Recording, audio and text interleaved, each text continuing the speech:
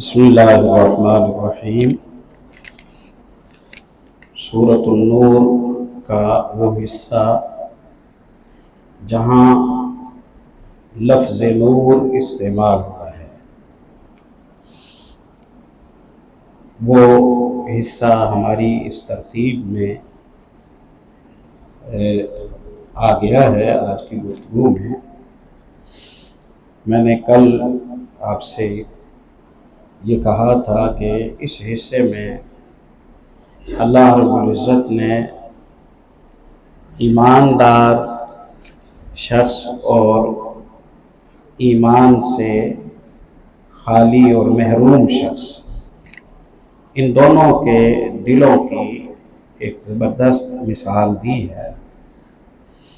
मोमिन के दिल के हवाले से एक मिसाल है और काफिर और मुनाफिक के दिल के बारे में दो मिसालें हैं जो एक ही वजाहत करती हैं। बगैर किसी इजाफी तमहीद के मैं पहले आयत का तर्जमा आपके सामने रखता हूँ। अल्लाह आसमानों और ज़मीन को रोशन करने वाला है। उसकी रोशनी और उसके नूर की मिसाल ऐसे है जैसे इमारत में एक ताक, एक जाला, एक जगह बनाई गई हो जहाँ चिराग रखा जाता है। दीवार के आर पार वो सुराख होता है, दरमियान में चिराग रखा जाता है और दोनों साइडें शीशे से बंद कर दी जाती हैं ताकि बैरूनी हवा के जरिए चिराग न बुझे। मसल नूरिही कमिश्कातिन फीहा मिस्बाह, अल्लाह के नूर की मिसाल उस चिराग जैसी है कि जो एक ताक में रखा गया है। अल मिस्बाहु फी जुजाजतिन, और उस ताक को और उस चिराग को शीशे के साथ महफूज किया गया है। अज़्ज़ुजाजतु कअन्नहा कौकबुन दुर्रियुन, शीशा ऐसा मुंतखब किया गया है, इतना शफाफ और नीट था ये शीशा, मधम नहीं था कि शीशे को देखकर तो यूं लगता है कि जैसे कोई चमकता हुआ सितारा हो। युक़दु मिन शजरतिन ज़ैतूनतिन, इस चिराग को जलाया गया और जलाने के लिए जो तेल उसमें डाला गया वो बरकत वाले दरख्त के फल से निचोड़ कर तेल डाला गया, जैतून का। ला शर्क़ियतिन वला ग़रबियतिन, जैतून का तेल चाहिए था ताकि इस चिराग में डाला जाए और चिराग को जलाया जाए ताकि रोशनी खूब फैले। तो जैतून का तेल खेत से तोड़ने के लिए जिन बंदों को भेजा गया उन्हें कहा गया कि खेत के दरमियान से फल तोड़ना, साइडों से ना तोड़ना, दरमियान से फल तोड़ना। ये फल ना मशरिक से लिया गया ना मगरिब से लिया गया। यकादु ज़ैतुहा युदी, तेल लाने वाले तेल ले आए, अब तैयारी पूरी हो गई। पुख्ता इमारत है, इमारत में चिराग के लिए जाले बनाए गए हैं। इमारत की दोनों साइडों पर सुराख करके अंदर चिराग रखा गया है। चिराग पर जो शीशा चढ़ाया गया है वो शीशा इतना नफीस है, इतना नीट है कि यूं लगता है कि जैसे आसमान का कोई सितारा हो। इस चिराग में तेल डालने के लिए जो मुंतखब किया गया वो बरकत वाला दरख्त जैतून का है, जो उसका फल तोड़ा गया, और फल भी जो तोड़ा गया वो खेत के ऐन दरमियान से जो पौधे लगे हुए थे वहां से फल तोड़ा। क्योंकि उमूमन ये होता है कि खेतों की साइडों पर धूप पूरी नहीं पड़ती, छांव पूरी नहीं पड़ती, उजाड़ा होता है, गुजरने वाले मुसाफिर, हैवानात, बारिशों के बहाव का पानी, सैलाबी पानी ये आके खेत को खराब कर देता है। जितना भी उजाड़ा हो, खेत का दरमियान है ना जो, वो उमूमन महफूज होता है। और ज्यादा जरखेज वो जगह होती है, चोर चक्के की पहुंच से दूर होती है, तो वहां फल उमूमन ज्यादा महफूज होता है। अच्छी जगह, अच्छा चाक, अच्छा शीशा, अच्छी इमारत और अच्छा तेल उसमें डाल दिया गया।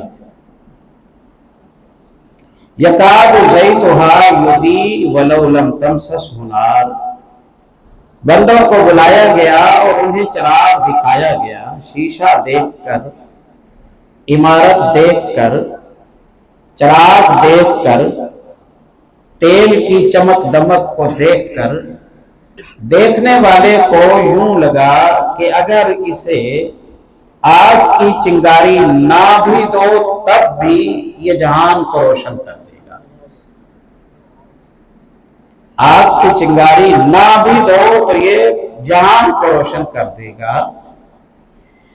ये 5-6 किस्म की जरखेजी है, ये 5-6 किस्म की हालात की साजगारी है, ये 5-6 किस्म की सोच है, ये 5-6 किस्म का रुझान है, जिसकी वजह से ये चिराग आमादा है रोशन होने के लिए। इसे बस इंतजार है रोशनी की, आग की चिंगारी की। जब तक चिंगारी नहीं मिलती उस वक्त तक अपनी जात में ये रोशन है। चिंगारी मिल जाए तो इसकी वजह से जहान रोशन है। चिंगारी मिल जाए तो इसकी वजह से जहान रोशन है। चिराग को किसी बंद कमरे में रखा होता, चिराग पर शीशा न चढ़ा होता, चिराग पर तेल की तलछट डालकर उसे जलाने की कोशिश की जाती, चिराग को ताक मुकर्रर जगह पर न रखा गया होता, हवाओं आंधियों की वजह से वो बुझ जाता तो वो रोशन न करता। ये मिसाल अल्लाह रब्बुल इज्जत ने दी है। इस मिसाल के मुफस्सिरीन ने कई मानी बयान किए हैं और एक माना मैं आपके सामने रखता हूं। इस मिसाल में अल्लाह ने मोमिन के दिल की सच्चाई, सुथराई, पाकीज़गी, उसकी सोच का मुस्बत होना, उसमें कबूल, उसमें जो खैर होती है उसका तज़किरा किया है। मोमिन को बस रहनुमाई की जरूरत होती है, मोमिन को बस पहचान कराने की जरूरत होती है, मोमिन को बस आगाही की जरूरत होती है। मोमिनाना दिल असबियत से पाक होता है। जो दिल मुतासिब है वो दिल जानबूझकर कबूल नहीं करता, क्योंकि शीशा मैला हो चुका है। अब उस पर जो भी आप बयान करते जाएंगे वो स्लिप होता जाएगा, कबूल नहीं करेगा। यारिफूनहु कमा यारिफूना अबनाअहुम, यहूदी रसूलुल्लाह को पहचानते थे जैसे अपने बेटों को पहचानते थे, माने नहीं, क्योंकि चिराग सही जगह पर नहीं रखा हुआ। चिराग मैला हो चुका है, चिराग पर धब्बे पड़ चुके हैं, असबियत की लकीरें हैं, कौमियत की कस्में खाई हुई हैं, इनाद है, सरकशी है, इना है, ये कबूल करने के लिए आमादा नहीं है। पाक दिल का यहां पैगाम है कि अहले ईमान, तुम अपने दिल को साफ सुथरा रखो, हर तरह के तासुब से बचा के रखो, हर तरह की अनानियत से बचा के रखो, इसे पाक रखो। जैसे तुम्हें अल्लाह का पैगाम मिले बस वैसे ही मान लिया करो, देर न किया करो। फिर सिर्फ माना न करो, बल्कि जो मानते हो उस रोशनी को दूसरों तक फैला दिया करो। जो मानते हो उस रोशनी को दूसरों तरफ तक फैला दिया करो। यही अंदाज था असहाबे मोहम्मद रसूलुल्लाह सल्लल्लाहु अलैहि वसल्लम का। यही अंदाज था उनका कि उनके दिल पाक थे। जब तक पहचान नहीं थी तो तलवार निकाल के मुसलमानों के खिलाफ आते थे, जैसे ही पहचान हुई मानने में देर नहीं करते थे। हमारे लिए क्या पैगाम है कि जिंदगी भर का एक उसूल बनाइए।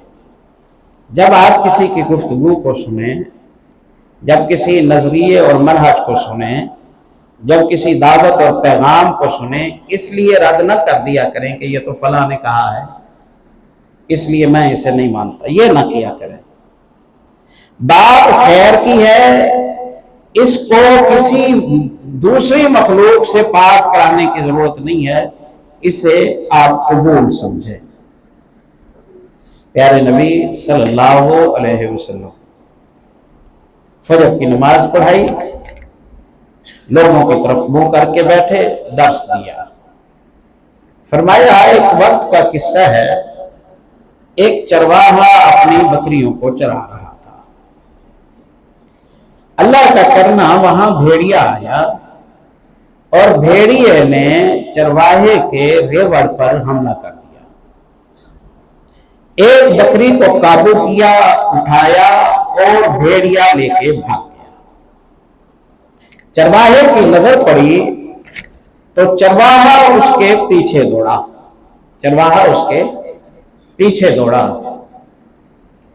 भागते दौड़ते आखिर भेड़िए ने जान बचाने के लिए बकरी छोड़ दी। चरवाहा बकरी उठाकर वापस आ गया, भेड़िया जान बचाकर चला गया। थोड़ा दूर जाकर भेड़िया रुक गया और रुक के चरवाहे की तरफ मुंह करके खड़ा हो गया और भेड़िए ने कहा कि वो रिस्क जो अल्लाह ने मेरे लिए बनाया था तू मेरे मुंह से छीन के चला गया है, तुझे लिहाज भी ना आया। मेरे मुंह से वो रिस्क ले गया जो रिस्क अल्लाह ने मेरे लिए बनाया था। उस दिन इन बकरियों का क्या हाल होगा जब इन बकरियों की चौकीदारी मुझे दे दी जाएगी। मैं इन्हें चराऊंगा, मैं मजे करूंगा, मैं जिस बकरी को जैसे मारना चाहूंगा मारूंगा, फिर बता तू क्या करेगा, फिर क्या तो क्या करेगा। माना यह था कि वक्त आएगा कि वो चोर और उचक्के लोग और वो खाइन और बददियानत लोग जिनसे हिफाजत चाहिए थी उन्हें जिम्मेदारियां सौंप दी जाएगी।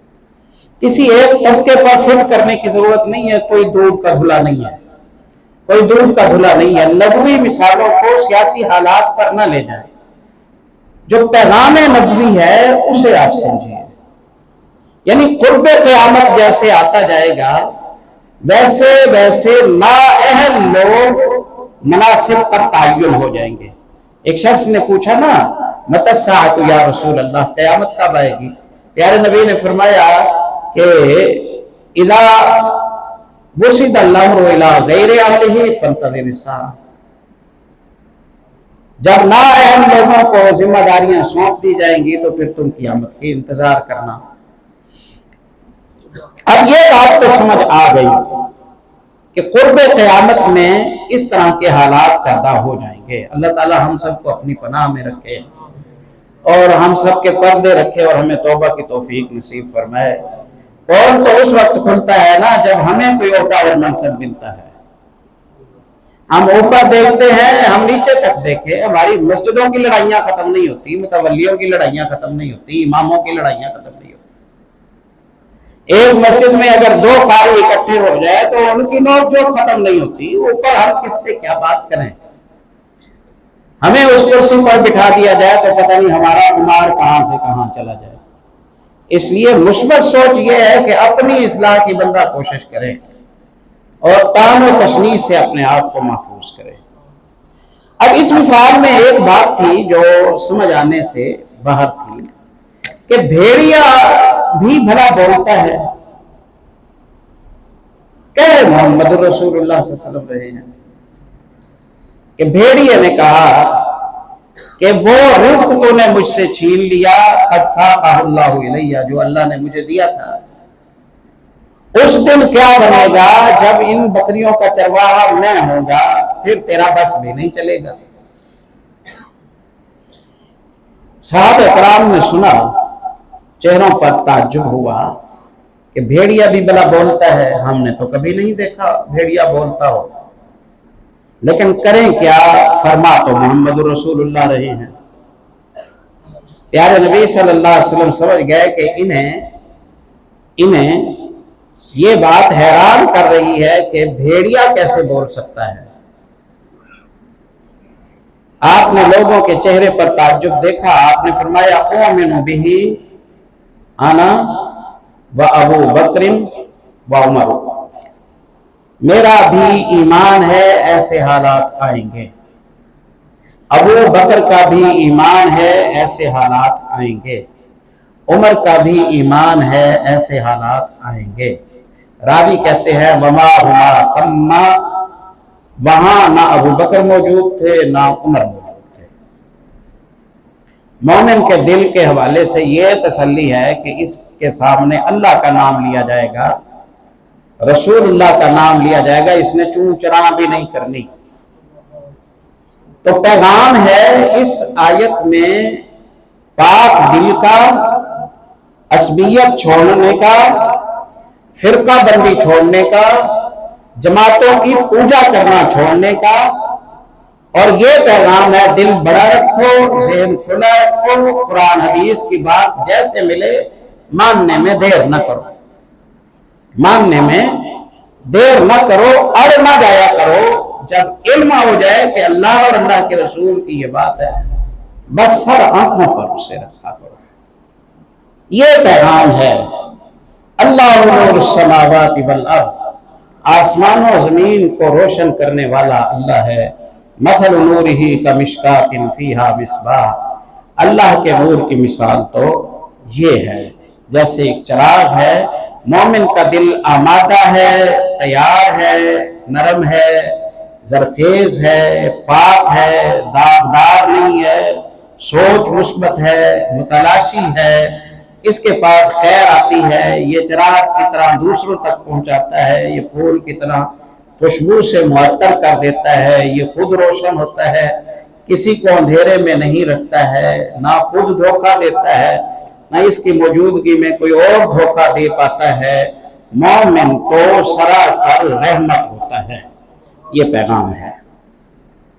अब इतना साफ शफाफ इंसान कहां मिलेगा? अल्लाह रब्बुल इज्जत इरशाद फरमाते हैं कि ऐसे बंदे तलाश करने हैं तो मैं तुम्हें एड्रेस देता हूं, वहां जाओ, तुम्हें ऐसे बंदे मिल जाएंगे। दिल पाक है, सखी हैं, अच्छे मशवरे देते हैं, जिसके साथ होते हैं उसे रोशनी देते हैं, जहां होते हैं वहां खैर होती है। खैर की बात करो, ना अड़ते हैं, ना जिद करते हैं, ना इनाद बनाते हैं, फौरन तौबा ताइब हो जाते हैं, फौरन इतराफ करते हैं, मानने में जल्दी करते हैं, अक्खड़ नहीं है, अनानी नहीं है, जिद्दी नहीं है। ऐसे पाक बाज बंदे कहाँ मिलेंगे? अल्लाह फरमाते हैं फी बुयूतिन अज़िनल्लाहु अन तुरफा व युज़करा फ़ीहा इस्मुहु युसब्बिहु लहू फ़ीहा बिलग़ुदुव्वि वल आसाल। ऐसे सुथरे लोग तुम्हें मस्जिदों में मिलेंगे, ऐसे सुथरे लोग तुम्हें, उन घरों में मिलेंगे जिन घरों को आबाद रखने का अल्लाह ने हुक्म दिया है। ऐसे सुथरे लोग तुम्हें यहाँ मिलेंगे। यहाँ तरबियत होती है दियानतदार बन, यहाँ तरबियत होती है निगाहें नीचे रख, यहाँ तरबियत होती है ईसार कर, यहाँ तरबियत होती है सदका कर, यहाँ तरबियत होती है आवाज पस्त रख, यहाँ तरबियत होती है बड़ों की इज्जत कर, यहाँ सिखाया जाता है छोटों पर शफकत कर, यहाँ सिखाया जाता है हमसाये को तो तेरी वजह से दुख नहीं होना चाहिए, यहाँ सिखाया जाता है अपने आप को नींद का, खुराक का, लिबास का पूरा हक दे, यहाँ सिखाया जाता है घर वालों को टाइम दिया कर, यहाँ सिखाया जाता है बच्चों से मोहब्बत किया कर, इस पर तुझे सवाब मिलेगा। यहाँ तैयारियां होती हैं पाक दिलों की। यहाँ अल्लाह के पसंदीदा बनाए जाते हैं। फी बुयूतिन, तेरा जी चाहता है ना ऐसे हम नशीन तेरे हों तो मस्जिदों में जा, तुझे अल्लाह की पसंद वाले बंदे मस्जिदों में मिलेंगे। अल्लाह अल्लाह कब जाऊं, कब जाऊं? क्या वो दुकानें नहीं चलाते, दफ्तर नहीं चलाते? चलाते हैं।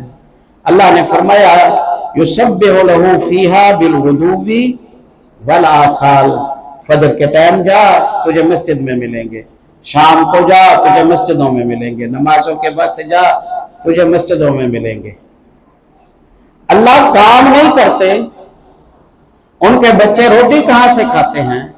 फरमाया जाते हैं, नमाज पढ़ते हैं, बंदगी करते हैं, तिलावत करते हैं, दुआ करते हैं, मरीज को देखते हैं, तीमारदारी कराते हैं, गरीब को देखते हैं, चार पैसे उसे दे आते हैं, परेशान हाल को देखते हैं, तसल्ली उसे दे आते हैं, आते जाते हुए सलाम करते हैं, दर्स होता है इत्मीनान से बैठकर सुनते हैं, कुछ बात समझाई जाए आंखें बहाने लगते हैं। ये सुथरे पसंदीदा लोग ये कारोबार भी करते हैं।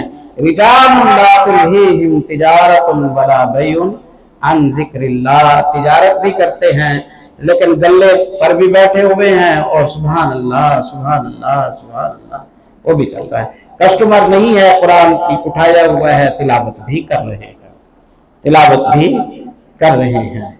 कमजोर आता है उससे लागत पर ही चीज दे देते हैं, और ज्यादा फकीर आता है उसे अपनी जेब से भी दे देते हैं।